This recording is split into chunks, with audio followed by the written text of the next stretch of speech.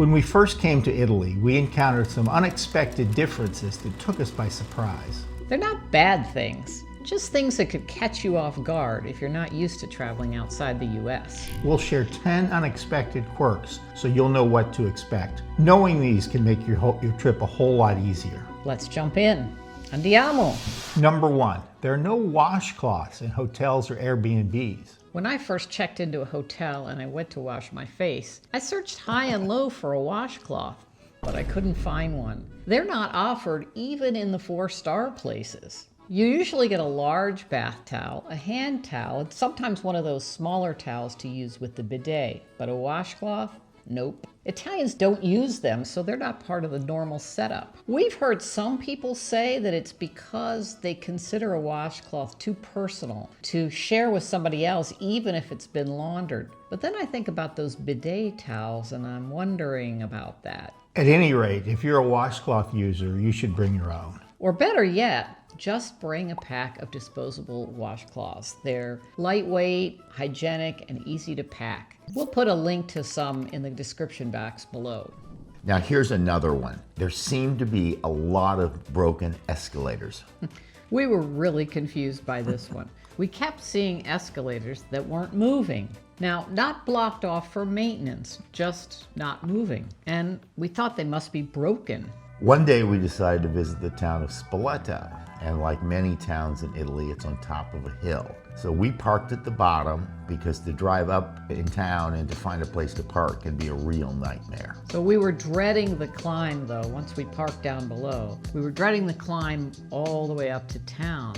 But then, lo and behold, we saw that they had an escalator to take you from the parking lot up to the town. Yay. So we started to go over to the escalator, but then we noticed it was stopped. Drat. That meant we were gonna have to hoof it all the way up that long, steep hill to the town. But then someone approached the escalator and it started moving. We were really relieved. We realized that it was motion activated, which is a really smart thing to do given the very high energy prices in Italy.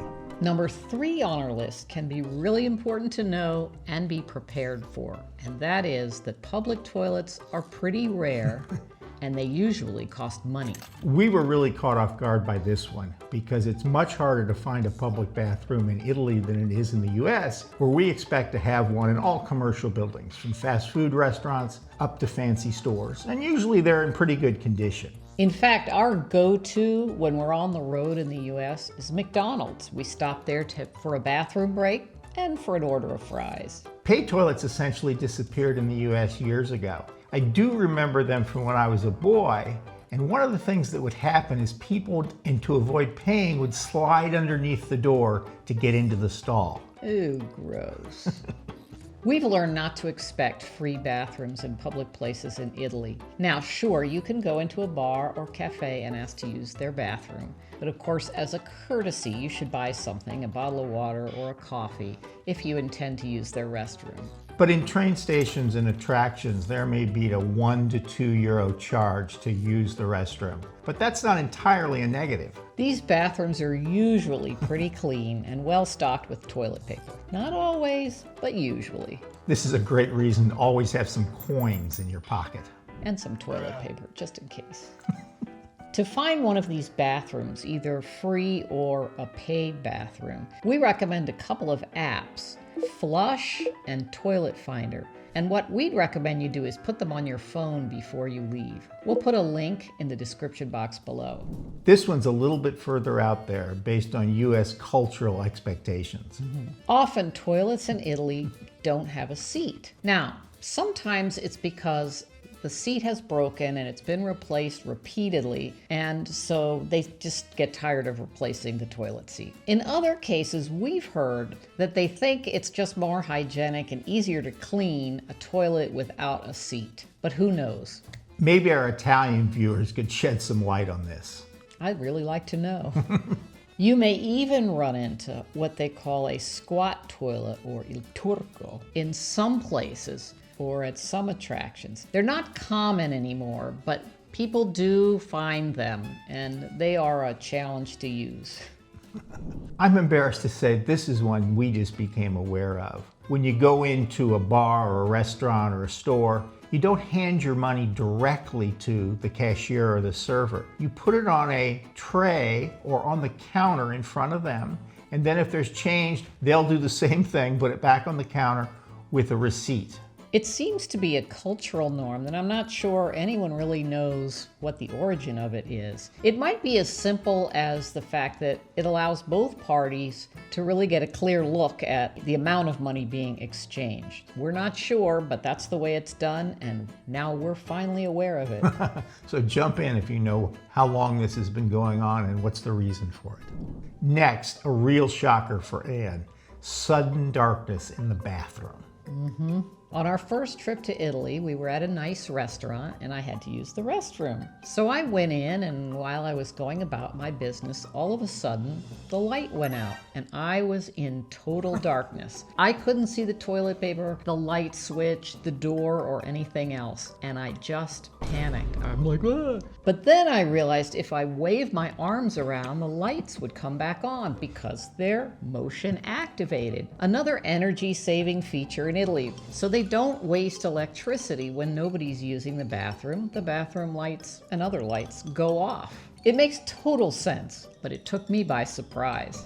Fortunately, we've never been caught by this one because we learned about it in advance. You can be fined to be on the train without a ticket, even when you have a ticket. So if you buy a paper ticket at the ticket office or the kiosks at the train station, you need to take your ticket and validate it in that little green or yellow machine that's on the platform before you get on the train. If you don't do that, you can be fined, and there are conductors that come through the train and check, and you can be fined €50 or more if you didn't validate your ticket, even if you didn't even understand or know that. This essentially only applies to regional trains where you don't have an assigned seat. On the high-speed trains, the Frecciarossa from Trenitalia or the Italo trains, where you do have an assigned seat, you don't need to do this validation.